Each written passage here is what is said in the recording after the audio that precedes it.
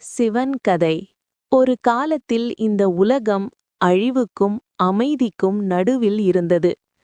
ஆக்கம், அழிவு, சமநிலை, இந்த மூன்றுக்கும் காரணமான ஒரே சக்தி பகவான் சிவன். சிவன் என்பது அழிவின் கடவுள் மட்டுமில்ல, அவன் அழிப்பது தீமையை, ஆக்குவது நல்லதையே. சிவன் மலை மேல் வாசம் பண்ணுவார், உடம்பில் சாம்பல் பூசி அமைதியான தவ வாழ்க்கை. ஆனா உலகம் ஆபத்துல இருந்தா முதலில் ஓடி வருவது சிவன்தான்.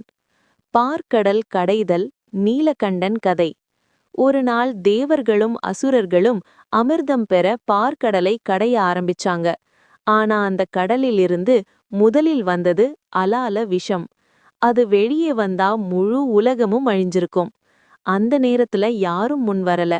அப்போ உலகத்தை காப்பாத்த சிவன் விஷத்தை குடிச்சார். ஆனா அத வயிற்றுக்குள் விடல, தன் கழுத்துல தடுத்தார். அதனாலதான் சிவனுக்கு நீலகண்டன்னு பேர் வந்தது. இதுதான் சிவன்.